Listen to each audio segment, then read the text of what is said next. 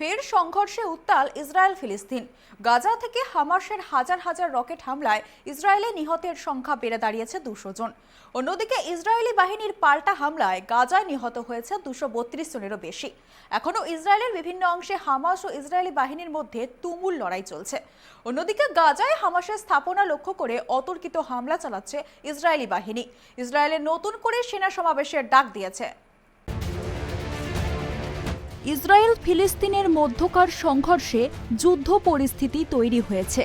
ফিলিস্তিনের সশস্ত্র ইসলামপন্থী গোষ্ঠী হামাস ও ইসরায়েলি বাহিনীর মধ্যকার হামলা পাল্টা হামলায় নিহতের সংখ্যা বেড়ে 432 জনে দাঁড়িয়েছে। এদের মধ্যে গাজা থেকে হামাসের মুহুর্মুহু রকেট হামলায় ইসরায়েলে কমপক্ষে 200 জন নিহত হয়েছেন, আর ইসরায়েলি বাহিনীর পাল্টা হামলায় গাজায় নিহত হয়েছেন 232 জনেরও বেশি। উভয় দেশে আহতের সংখ্যা হাজারেরও বেশি। সূত্রের খবর, কয়েক বছরের মধ্যে ইসরায়েলের ওপর এটি হামাসের সবচেয়ে বড় ধরনের হামলা। অন্যদিকে গাজাতেও হামলা শুরু করেছে ইসরায়েল বাহিনী। ফিলিস্তিন স্বাস্থ্য মন্ত্রণালয়ের পক্ষ থেকে বলা হয়েছে, ইসরায়েল বাহিনীর হামলায় একজন নিহত হয়েছে, আহত হয়েছে আরও অনেকেই। ইসরায়েল বলছে, গাজায় হামাসের স্থাপনা লক্ষ্য করে যুদ্ধ বিমান দিয়ে হামলা চালানো হচ্ছে। জানা গিয়েছে, ইসরায়েলের বিভিন্ন অংশে এখনও হামাস ও ইসরায়েলি বাহিনীর মধ্যে তুমুল লড়াই চলছে।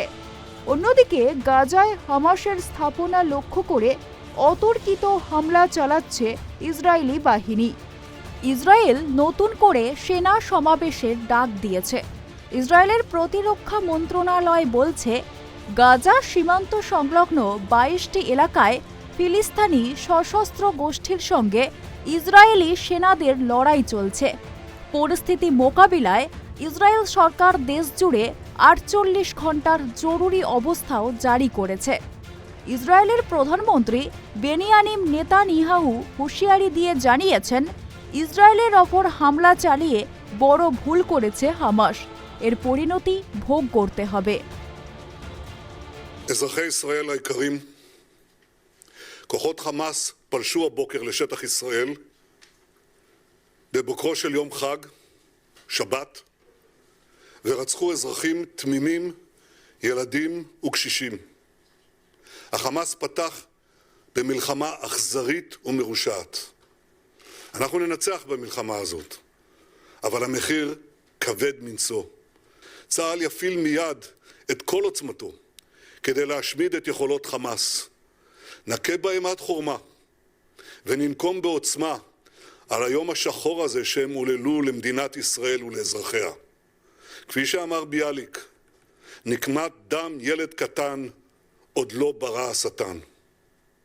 את כל המקומות שהחמאס נערך בהם, של עיר הרשע הזאת, כל המקומות שהחמאס מסתתר בהם, פועל מתוכם, נהפוך אותם לאיי חורבות.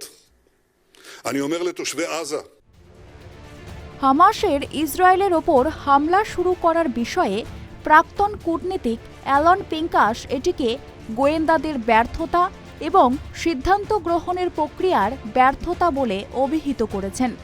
প্রতিশোধের বিষয়ে তিনি জানিয়েছেন, এটা বায়বীয় বা স্থল অভিযান। অবশ্যই ইন্টেলিজেন্সের ব্যর্থতা ছিল, সিদ্ধান্ত গ্রহণের প্রক্রিয়াতেও ব্যর্থতা ছিল। তিনি আরও জানিয়েছেন, 2 বা 3 দিনের মধ্যে চলে যাবে। এটা নির্ভর করে ইসরায়েলি প্রতিশোধের ওপর। এটা বায়বীয় প্রতিক্রিয়া হতে পারে এবং গাজায় স্থল অভিযানও হতে পারে, এমনটাই জানিয়েছেন তিনি। হামাস যোদ্ধাদের অনুপ্রবেশ এবং গাজা থেকে ক্ষেপণাস্ত্র হামলার পর ইসরায়েল ইতিমধ্যেই দেশটিতে যুদ্ধ ব্যবস্থা ঘোষণা করেছে। ইসরায়েলের প্রতিরক্ষা বাহিনী ইসরায়েলে হামাসের আকস্মিক আক্রমণের জবাবে অপারেশন আয়রন সোর্স শুরু করেছে। আইডিএফ গাজায় হামাসের লক্ষ্যবস্তুতে হামলা চালাচ্ছে। ইসরায়েলি সামরিক বাহিনী গাজা উপত্যকার সীমান্তের কাছে দক্ষিণ ইসরায়েলের বিভিন্ন স্থানে হামাস সন্ত্রাসীদের বিরুদ্ধে লড়াই করছে, যার মধ্যে রয়েছে কাফার আজা, সেডেরট সুফা, নাহাল ওজ, ম্যাগেম, বেইরি এবং রেইম সামরিক ঘাঁটি। Well, there was definitely a failure of the intelligence. There was a failure of the decision making. process, and there was a disconnect between the political echelon, which is busy with politics, and a constitutional coup that the prime minister has initiated, and the military. And as goes the saying, too many people took too many eyes off the ball.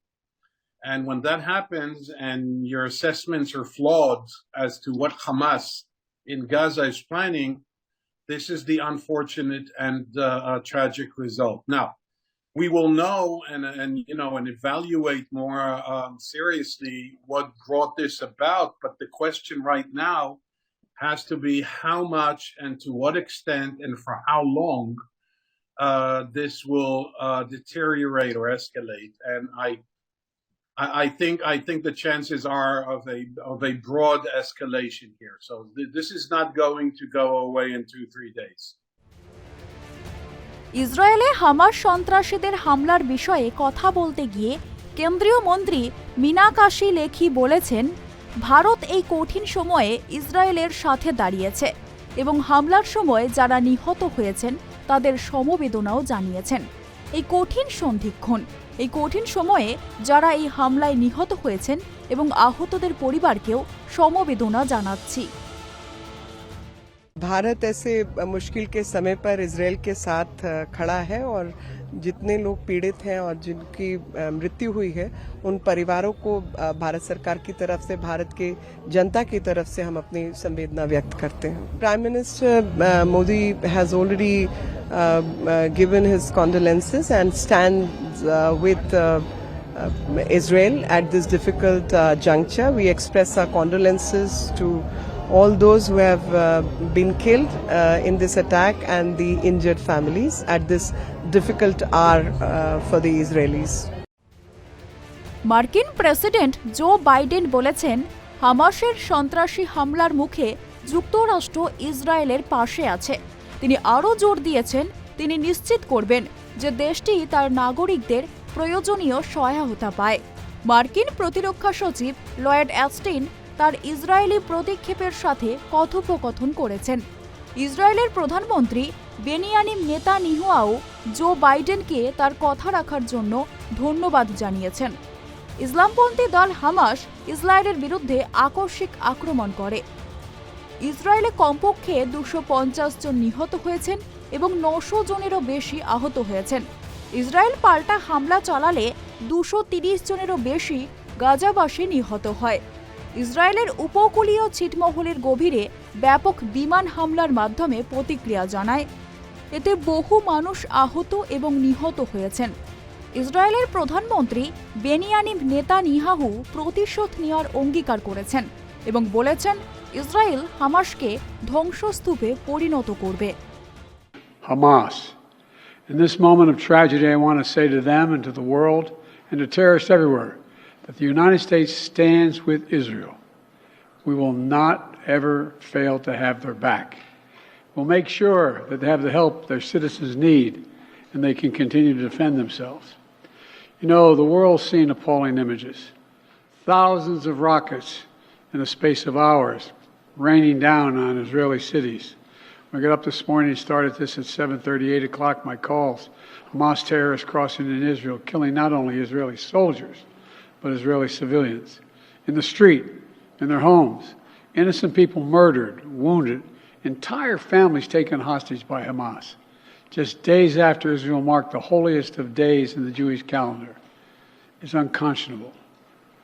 You know, when I spoke with Prime Minister Netanyahu this morning, I told him the United States stands with the people of Israel in the face of these terrorist assaults. Israel has the right to defend itself and its people. Full stop. There's never justification for terrorist attacks. And my administration's support for Israel's security is rock solid and unwavering. Let me say this as clearly as I can. This is not a moment for any party hostile to Israel to exploit these attacks to seek advantage. The world is watching. I've also been in contact with the King of Jordan, spoken with members of Congress, directed my national security team to engage with their Israeli counterparts, military to military, intelligence to intelligence, diplomat to diplomat, to make sure Israel has what it needs. I've also directed my team to remain in constant contact with leaders throughout the region, including Egypt, Turkey, Qatar, Saudi Arabia, Jordan, Oman, the UAE, as well as our European partners and the Palestinian Authority. এদিকে হামাসের উপপ্রধান সালেহ আল অরোরি বলেছেন, ফিলিস্তিনের স্বাধীনতার জন্যই আমরা যুদ্ধ শুরু করেছি, যে কোনো পরিস্থিতির জন্য এখন প্রস্তুত। Bureau report, tribe TV.